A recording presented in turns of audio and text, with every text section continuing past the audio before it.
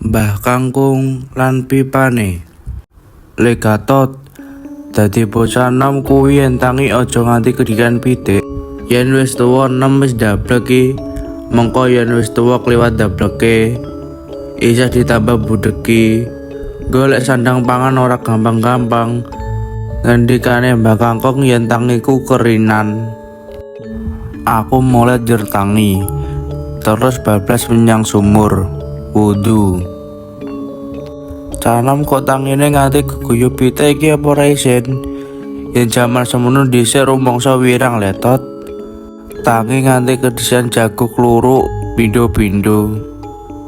Aku ora melu gembrenge Mbah Kangkung sing wis medingkang lungguh jingka ana lincak ngemper karo ngadep tanggire. Mesti wae ginastel isine. Pacitane karo mbako sing diangkep nganggo pipa sangka sungu kebo. Jan Mbah Kangkung kuwi yen lekas ngekap pipane sing disumpeli udut mengko dirinting nganggo klobot yen disawang kaya pates. Keluke kuwi lho patute kaya sepur desa ngenteni penumpange wae. Kemebul ora ana pedote. Pancen ngagep udut klobot sing wis dirinting sejempol gedene kuwi dadi kakramane Mbah Kangkung.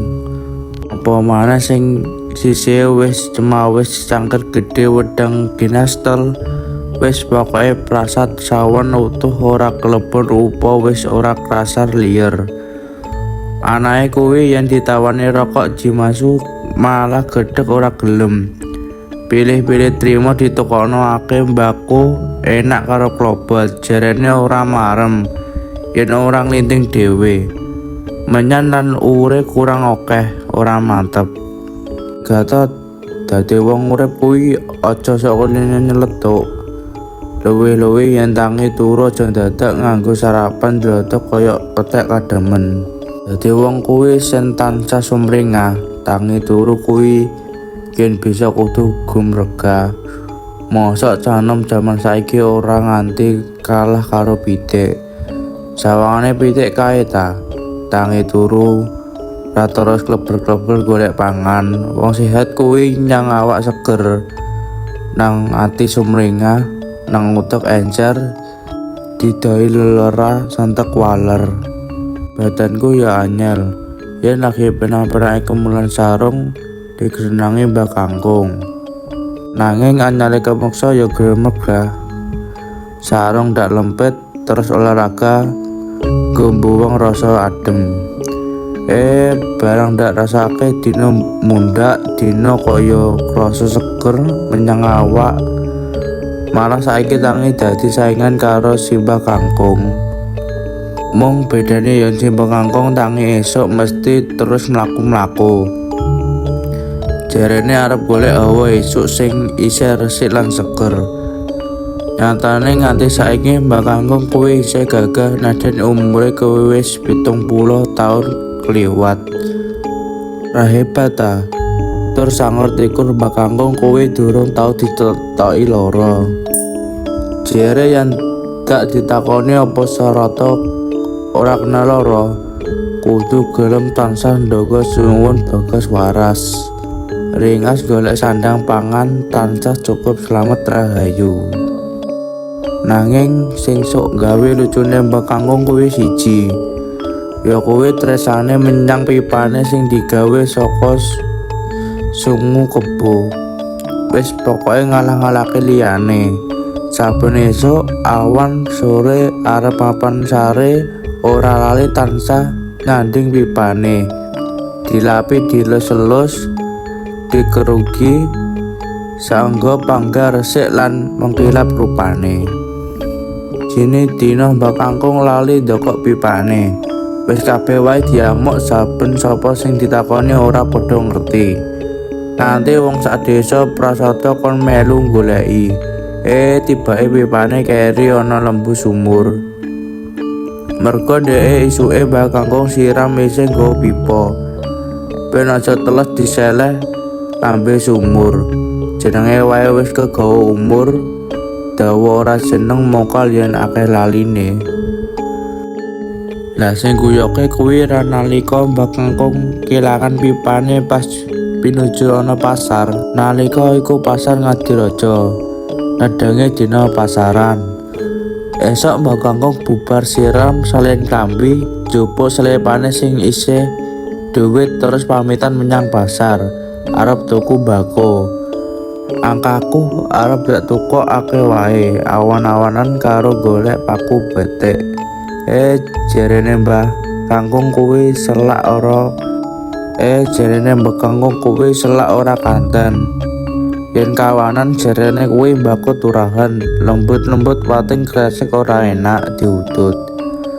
Kepuksane aku yo ngalah, apa maneh alasane Mbah Kangkung karo arep mlaku-mlaku kanggo ngelemsake sikil. Yen mung butuh tuku mbako, enak menyang pasar Ngadirojo. Wae ora bakal mangan waktu setengah jam. Merge omahe Mbah Kangkung iki karo pasar adohe ora ana setengah kilometer. Kok nganti sak jam punjul atiku dadi ora jenjem. Atiku tuwuh klenteng nyusul Mbah Kangkung. Aga pamit bapak karo ibu. Nalika aku teko pasar weruh wong padha ubyung dudu ubyung wong adol tinuku. Agan aku nyedaki karo nyoba nyetitikake apa sing dirembung kok sajak nyali wadi. Tibake Mbah Kangkung kelangan pipa. Saben wong dijaluki tulung kon melu goleki pipane. Mesti wae kahanan pasar dadi salek kedaden. Nyaden ora padha kelangan aneh wae akeh sing padha melu goleki.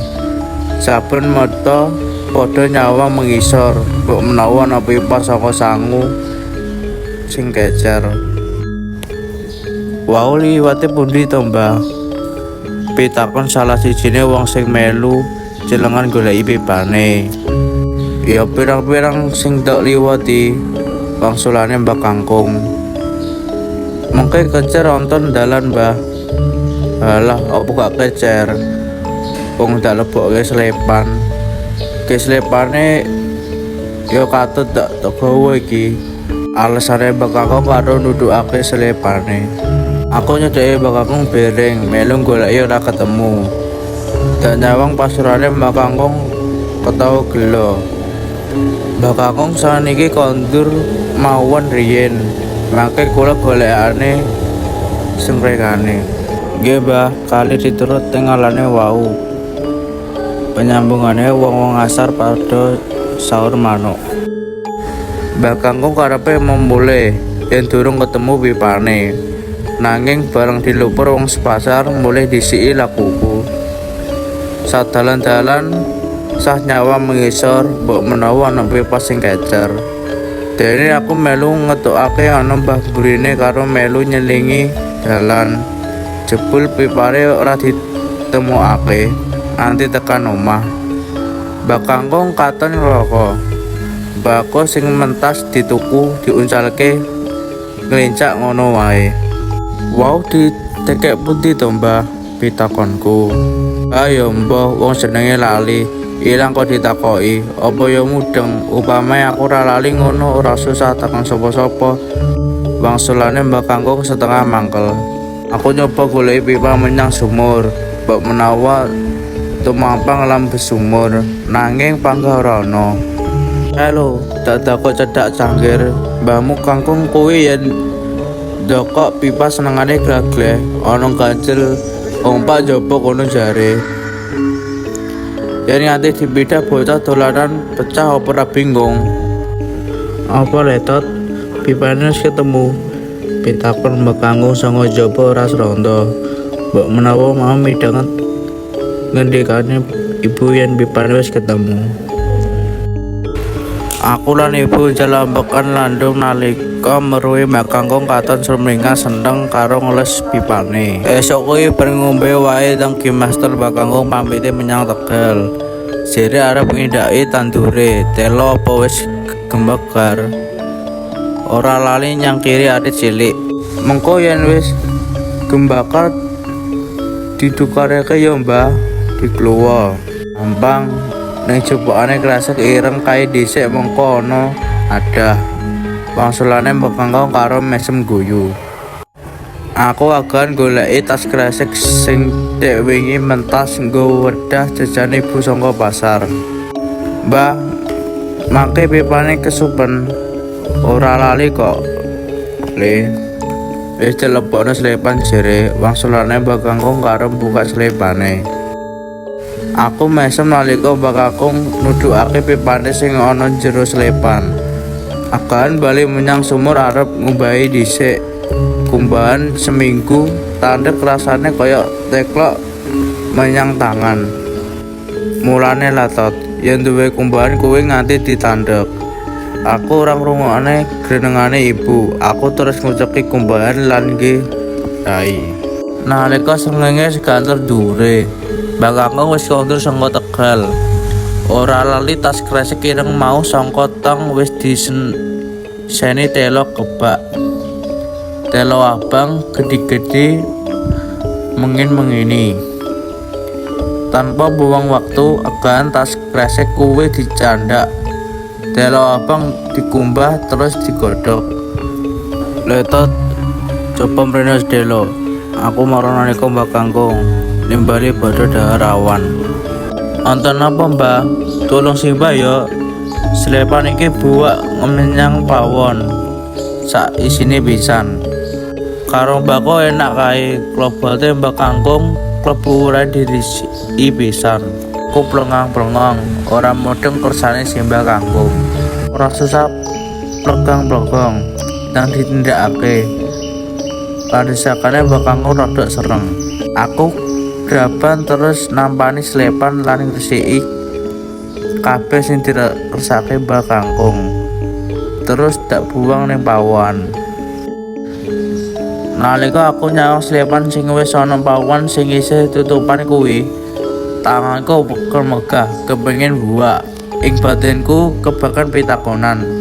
Apa karepe Mbak Kangkung iki kok kabeh upur rape udut klingane didhawuhi buang.